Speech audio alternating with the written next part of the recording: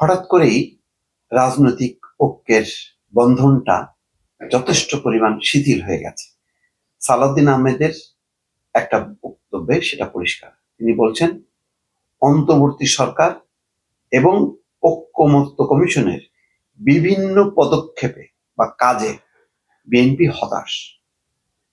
তার মানে যথেষ্ট পরিমাণ হতাশ এবং বিক্ষুব্ধ কণ্ঠে কিন্তু এই কথাটা বলছেন যে একই সঙ্গে অন্তর্বর্তী সরকার এবং ঐক্যমত্য কমিশন। দর্শক, ইতিমধ্যে গতকাল থেকেই কিন্তু ঐক্যমত্য কমিশন সম্পর্কে বলেছেন যে ঐক্যমত্য কমিশন ঐক্যের বদলে অনৈক্যের সুপারিশ করেছে, খুব গুরুতর প্রশ্ন, এবং বলেছে যে তাদের নোট অফ ডিসেন্ট গুলো সংযুক্ত করা হয়নি। তারপরে গণভোটের সময় নিয়ে বলেছে যে নির্বাচনের দিন, সংসদ নির্বাচনের দিন এবং আগে। তো এইসব নানান কারণে এখন রাজনৈতিক দলগুলো বিভক্ত হয়ে পড়ছে। কেউ নির্বাচনের দিন যেমন বিএনপি চায়, আর নির্বাচনের আগে নভেম্বরে চায় জামাত।